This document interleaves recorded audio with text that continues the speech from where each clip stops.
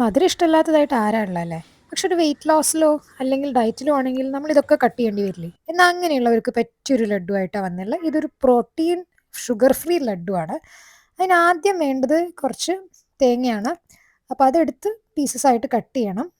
ഇനി ബാക്കിയുള്ള എല്ലാ ഇൻഗ്രീഡിയൻസും കണ്ടാലോ. അപ്പോൾ നട്ട്സ് ആണ് ഇതിൽ മെയിൻ. കാഷ്യൂ നട്ട്, പിന്നെ അതേ ഫ്ലേവറിങ് ഏജന്റ് ആയിട്ട് ഇലാച്ചിയാണ് ആഡ് ചെയ്തത്. നിങ്ങൾക്ക് വേറെ എന്തെങ്കിലും ഒരു ഫ്ലേവറിങ് ഏജന്റ് വേണമെങ്കിൽ ആഡ് ചെയ്യാം.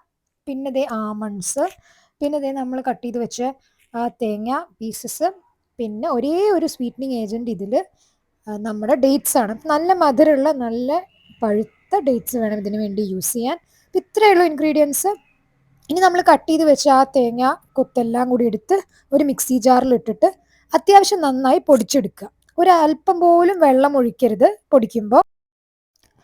ഇനി നമ്മുടെ നട്ട്സ് എല്ലാം കൂടി ഒന്ന് നന്നായി ഗ്രൈൻഡ് ചെയ്തെടുക്കുക. അതായത് ആമണ്ട്സ്, കാഷ്യൂസ്, ഇലാച്ചി, ഇത് മാത്രം. ഡേറ്റ്സ് ഇടരുത്. അത്യാവശ്യം നല്ല ഫൈൻ പൗഡറാക്കി എടുക്കണം. ഇപ്പം ഡേറ്റ്സ് ഇടണ്ട. അത് കഴിഞ്ഞ് കഴിഞ്ഞാൽ നെക്സ്റ്റ് നമ്മൾ ഇതേപോലെ തന്നെ നമ്മുടെ ഡേറ്റ്സും അങ്ങോട്ട് ഇട്ടിട്ട് ഗ്രൈൻഡ് ചെയ്തെടുക്കുക. നല്ല പഴുത്ത ഡേറ്റ്സ്. അപ്പോൾ ഈ ഒരു പാകമാണ് നമുക്ക് വേണ്ടത്. ഒരു അല്പം പോലും വെള്ളം ഒഴിച്ചിട്ടില്ല. നമുക്കിങ്ങനെ പിടിക്കാൻ പറ്റുന്ന ഒരു പാകത്തിൽ.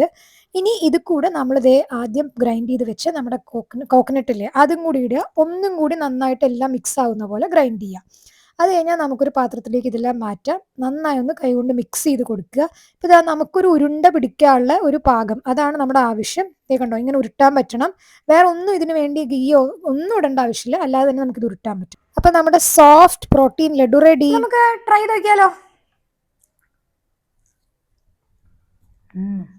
ഇതാണ് നല്ല സോഫ്റ്റാണ്. നല്ല മധുരം ഉണ്ടാവും അതിന്, നല്ല സോഫ്റ്റും. അത് ആ ഡേറ്റ്സിന്റെ നമ്മളെ നല്ല മധുരമുള്ള ഡേറ്റ്സ് നോക്കിയിട്ട് മേടിച്ചിട്ട് ഇതിലിടണം, എന്നാലേ നന്നായിരിക്കുള്ളൂ. അല്ലാതെ ആഡഡ് ഷുഗർ നന്നായിരിക്കില്ല. പിന്നെ ഇതിൽ വേറെയും ഇൻഗ്രീഡിയൻസ് ഇടാൻ പറ്റും. ഡ്രൈ ഫ്രൂട്ട്സ് തന്നെ, പംകിൻ സീഡ്, സൺഫ്ലവർ സീഡ്, അതൊക്കെ ഇട്ടാൽ നല്ലതായിരിക്കും. ഇനി വേറെ ഒരു ഇൻഗ്രീഡിയൻറ്റ് വേറെ ഒരു ദിവസം ഞാൻ ഇതിനും നല്ല ഒരു വെറൈറ്റി ഡിഷ് കാണിച്ചു തരാം കേട്ടോ.